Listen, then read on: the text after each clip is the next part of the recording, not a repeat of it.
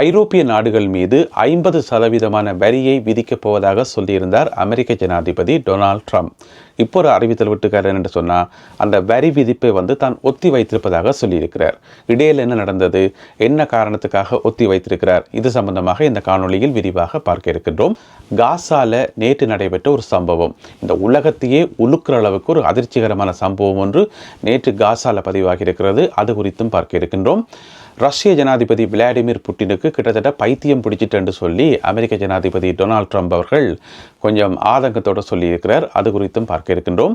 ஜப்பானிலிருந்து போன ஒரு விமானம் அவசரமாக தரையிறக்கப்பட்டிருக்கிறது. என்ன காரணத்துக்காக அது தரையிறக்கப்பட்டதுன்றது ஒரு முக்கியமான விஷயம். விமானங்களில் பயணம் செய்கிற நாங்கள் எல்லோருமே தெரிஞ்சு வச்சுக்கொள்ள வேண்டிய முக்கியமான தகவல் ஒன்று அதில் இருக்குது. பிரித்தானியாவில் இன்றைக்கு ஒரு போட்டி ஒன்று நடந்தது. ஒரு வித்தியாசமான போட்டி. பிரித்தானியாவில் இப்படியான போட்டியெல்லாம் நடக்குமா என்று சொல்லி நீங்கள் ஆச்சரியப்படுற அளவுக்கு ஒரு போட்டி நடந்தது.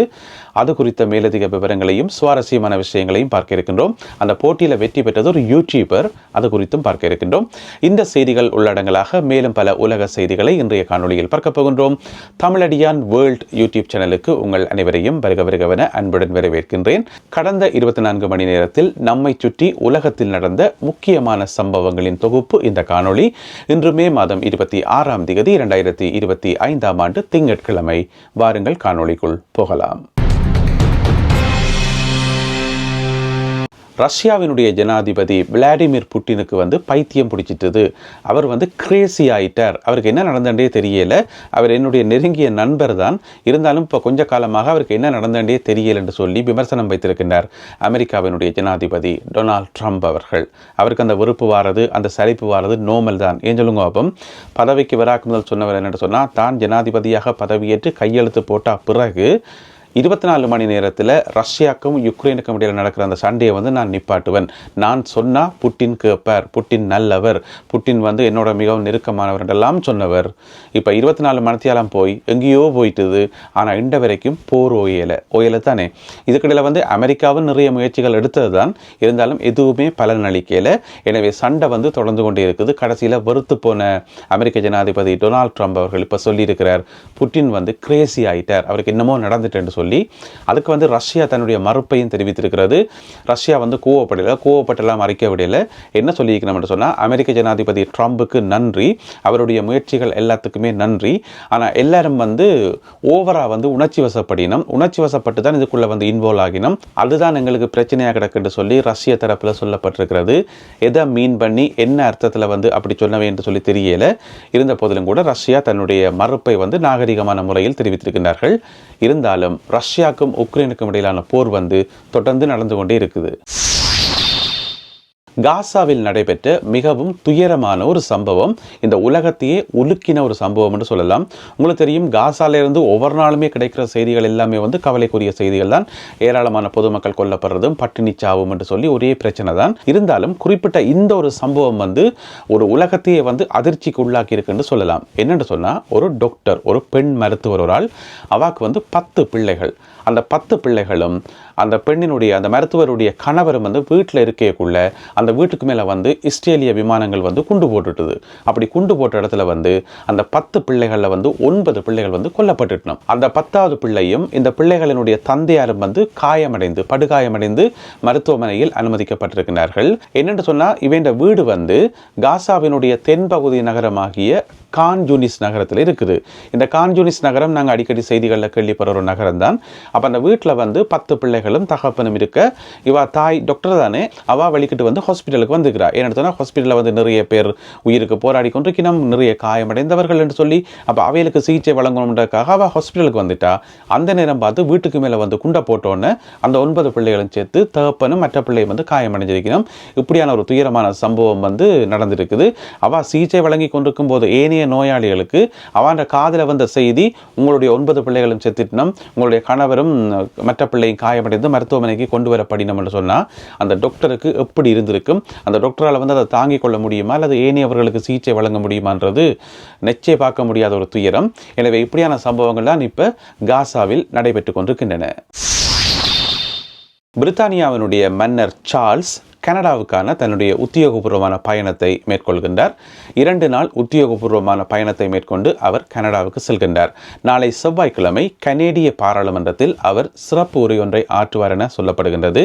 அதாவது பிரித்தானியாவைச் சேர்ந்த அரச குடும்பத்தைச் சேர்ந்த ஒருவர் கனேடிய பாராளுமன்றத்தில் உரையாற்றுவது 50 வருடங்களுக்கு பிறகு இப்பொழுதுதான் நடக்கிறது என சொல்லப்படுகின்றது. எனவே நாளை செவ்வாய்க்கிழமை அவர் கனேடிய பாராளுமன்றத்தில் உரையாற்றுகின்றார். மன்னர் சார்ல்ஸ் அவர்களுடன் அவருடைய துணைவியார் கமீலா அவர்களும் செல்கின்றார் கனடாவுக்கு. இதன்போது கனேடிய பிரதமர் அவர்களை சந்தித்து பேச்சுவார்த்தையில் ஈடுபட இருப்பதாக சொல்லப்படுகின்றது. அதே வேளையில் அமெரிக்கா மற்ற பக்கம் சொல்லிக்கொண்டிருக்கிறார், ட்ரம்ப் சொல்லிக்கொண்டிருக்கிறார் கனடாவை தன்னுடைய 51வது மாநிலமாக சேர்த்துக்கொள்ள போறேன் என்று சொல்லி, அமெரிக்காவினுடைய 51வது மாநிலமாக. எனவே அது சம்பந்தமான பேச்சுவார்த்தைகளிலும் மன்னர் சார்ல்ஸ் அவர்கள் ஈடுபடுவார் என சொல்லப்படுகின்றது. உங்களுக்கு தெரியும், மன்னர் சார்ல்ஸ் அமெரிக்க ஜனாதிபதி ட்ரம்ப் அவர்களுடன் மிக நெருங்கிய தொடர்புகளை கொண்டவர். அந்த அடிப்படையில் தான் கிட்டல பார்த்தீங்கன்னு சொன்னால் மன்னர் சார்ல்ஸ் அவர்கள் அமெரிக்க ஜனாதிபதியை 2வது தடவையாகவும் உத்தியோகபூர்வமான விஜயத்தை மேற்கொண்டு அரச விருந்துக்கு வர சொல்லி அழைத்திருக்கின்றார். அந்த அரச விருந்து ஜூலை மாதம் அல்லது ஆகஸ்ட் மாதத்தில் நடைபெறும் என்று சொல்லப்படுகிறது. ஜூன் மாதம் 1ஆம் தேதியிலிருந்து சகல ஐரோப்பிய நாடுகளுக்கும் 50% வரியை விதிக்கப் போகிறேன் என அமெரிக்க ஜனாதிபதி டொனால்ட் ட்ரம்ப் அவர்கள் அறிவித்திருந்தவர். என்ன சொன்னவர் என்று சொன்னால், ஐரோப்பிய நாடுகளில் இருந்து இறக்குமதி செய்யப்படுற சகல பொருட்களுக்கும் 50% வரி விதிக்கப்படும் என்று சொல்லி ட்ரம்ப் அறிவிச்சிருந்தவர். ஆனால் ஜூன் மாதம் 1ஆம் தேதி என்றது மிக குறுகின காலம், என ஒரு கிழமை தான் இருக்குது. இதுக்குள்ளே 2 பேச்சுவார்த்தைகள் நடத்துறது, இப்படி முடிவுகள் எடுக்கிறது. எனவே ஐரோப்பிய நாடுகள் கேட்டிருப்பினம் போல நடக்குது, கொஞ்சம் கால அவகாசம் வேணும் என்று சொல்லி இப்போ ட்ரம்ப் சொல்லி ஜூலை மாதம் 9ஆம் தேதி வரைக்கும் கால அவகாசம் கொடுக்கணும் என்று சொல்லி ஒரு விஷயத்தை யோசிச்சு பார்த்தீங்களா?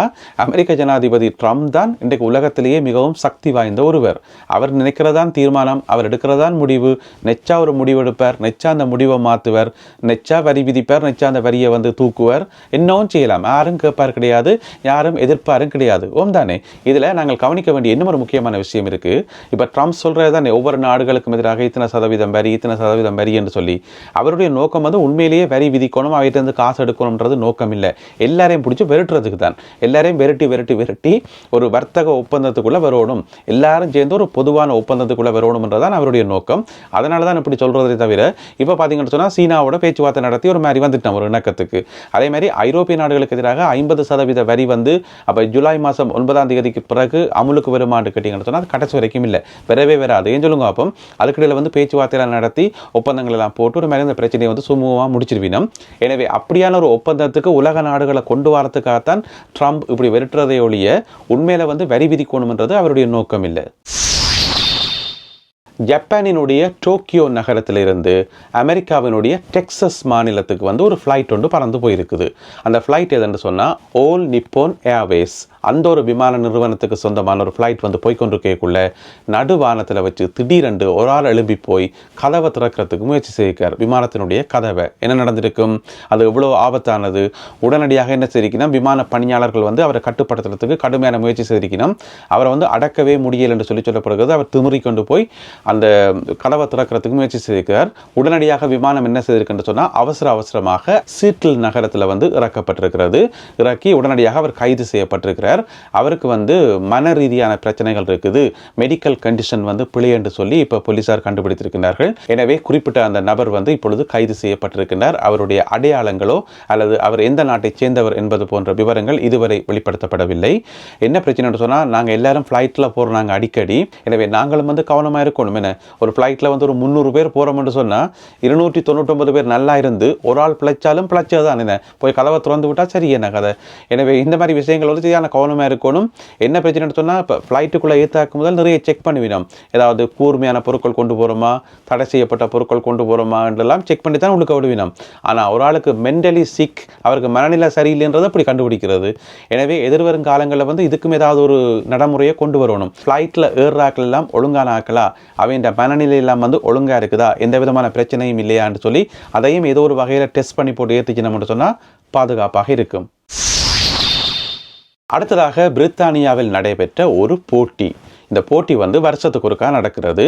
இன்றைக்கு நடந்திருக்கு, இன்றைக்கு திங்கட்கிழமை நடந்திருக்குது.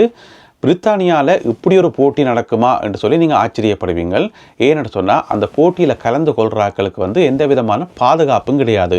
முகம் உடையலாம், கை கால் உடையலாம், உடம்பு முழுக்க காயங்கள் வரலாம், இன்னமும் நடக்கலாம். இப்போ நான் படம் போட்டு காட்டுறேன் பாருங்க. இந்த படத்தில் இருக்கிற ஆக்களை பார்க்கக்குள்ள உங்களுக்கு என்ன தோணுது? இப்போ எல்லாரும் வந்து ஒரு போட்டியில் கலந்து கொள்கிறாக்கள் மாதிரியே கிடக்குது. என்னமோ ஆக்சிடென்ட் பட்டு இங்கேயோ விழுந்தொழும்புறாக்கள் மாதிரி கிடக்குது. உண்மையிலே இந்த போட்டி வந்து ஒரு ஆக்சிடென்ட் மாதிரியான போட்டி தான். என்ன போட்டி என்று சொல்கிறேன். அதாவது யூகேல வந்து கிளஸ்டர்ஷயர் என்று சொல்லி ஒரு இடம் ஒன்று இருக்குது. அந்த கிளஸ்டர்ஷயரில் வந்து பாரம்பரியமாக நீண்ட காலமாக ஒரு போட்டி ஒன்று நடக்கிறது. அந்த போட்டிக்கு என்ன பேர் என்று சொன்னால் சீஸ் ரோலிங்ன்றதான் அந்த போட்டியினுடைய பேர். அதாவது ஒரு மலையில் ஒரு குன்று மாதிரியான இடத்துல, ஒரு குன்றில் வந்து உச்சியில் இருந்து சீஸை வந்து உருட்டி விடுவினோம். ஒவ்வொரு சீஸும் வந்து 3 கிலோ இருக்குமாம். அந்த உருண்டை வடிவத்தில் நல்ல வடிவாக செய்து போட்டு அதை வந்து உருட்டி விடுவினோம். அந்த போட்டியில் கலந்து கொள்றாக்கள் பின்னாலேயே துரத்தி கொண்டு போய் அந்த சீஸை பிடிக்கணும். இதுதான் போட்டி. இப்போ ஒரு சமதரையான இடத்துல வந்து பின்னால் துரத்தி கொண்டு போனால் சொல்லலாம், பாதுகாப்பாக ஓடி போய் பிடிக்கலாம். ஆனால் ஒரு மலை குன்றில் இருந்து கீழ் நோக்கி ஓடுறேன்னு சொன்னால் எப்படி இருக்க முடியும்? யோசிச்சு பாருங்க. மேலே இருந்து கீழே இறங்கி நடக்கக்குள்ளே சில அவ்வளோ முகக்குப்புற விழுகிற மாதிரி எங்களுக்கு வரும். சரியான கவனமாக நடக்கணும். இப்போ ஏறைக்குள்ளே வந்து அவ்வளோ கவனமாக ஏறணும்ன்ற அவசியம் இல்லை. ஏறைகளை கஷ்டமாக இருக்கும், ஆனால் பாதுகாப்பாக இருக்கும். இறங்கும் போது எனி டைம் நாங்கள் விழுந்தொழும்புறதுக்கான வாய்ப்புகள் இருக்கும். தானே? அப்படி நடந்து வரவே முடியாத ஒரு இறக்கத்தில் வந்து ஓடி வந்தால் எப்படி இருக்கும்? அப்படி ஓடித்தான் இவ்வளோ வெறும் விழுந்தொழும்பினோம். அப்படி ஓடித்தான் அந்த சீஸை போய் பிடிக்கணும். யூகே மாதிரியான ஒரு வளர்ச்சி அடைந்த நாட்டில் இவ்வளவு நவீன யுகத்தில் வந்து இப்படி ஒரு போட்டியாண்டு கேட்டிங்கன்னு சொன்னால் வேறு வழியே இல்லை. இது பாரம்பரியமாம். அவங்க ட்ரெடிஷனை வந்து கைவிடக்கூடாதுன்னு சொல்லி அந்த ஊர் மக்கள் வந்து அதை கொண்டாடினோம். வெற்றி பெற்றவரான்னு பார்த்தீங்கன்னு சொன்னால் ஆண்கள் அணியில் ஒரு யூடியூபர். அவர் வந்து ஜெர்மனியிலிருந்து வந்து கலந்து கொண்டு இந்த போட்டியில் பங்கு பெற்றி வெற்றி பெற்றிருக்கிறார். இப்போ நீங்கள் படத்தில் பார்க்குற இவர் தான். அதே போல் பெண்கள் பிரிவில் வந்து லண்டனில் இருந்து போய் கலந்து கொண்ட ஈவா என்று சொல்லப்படுற ஒரு பெண் வந்து வெற்றி பெற்றிருக்கிறார். அவள் வெற்றி பெற்ற பிறகு பேட்டி கொடுத்துக்கிற ஊடகங்களுக்கு எனக்கு சீஸ் என்றாலே பிடிக்காதுன்னு சொல்லி நான் நினைக்கிறேன் நல்லா விழுந்தொழும்பி இருப்பா அவரோடக்கு. அதில் வந்து அவருக்கு சீஸை வருத்திட்டுது. இருந்தாலும் போட்டியில் வந்து வெற்றி பெற்றிருக்கிறார். இந்த போட்டியில் வந்து இன்னும் உலகத்தினுடைய பல்வேறு நாடுகளில் இருந்து, அமெரிக்காவில் இருந்து, நியூசிலாந்தில் இருந்து கூட வந்து ஆக்கள் கலந்து கொண்டவையாம்னு சொல்லி சொல்லப்படுது. எனவே இப்படியான ஒரு வித்தியாசமான விழுந்தொழும்புற போட்டி ஒன்று இன்றைக்கு கிளஸ்டர்ஷயரில் நடந்திருக்கு. நல்ல அன்பான உறவுகளை, இத்துடன் இன்றைய செய்திகளும் தகவல்களும் நிறைவு பெறுகின்றன. இன்றைய காணொலியில் பகிர்ந்து கொள்ளப்பட்ட செய்திகள் தகவல்கள் தொடர்பான உங்களுடைய கருத்துக்களை மறக்காமல் கீழே எழுதுங்கள். மீண்டும் மற்றும் ஒரு காணொலியில் உங்களை சந்திக்கின்றேன். அதுவரை நன்றி, வணக்கம்.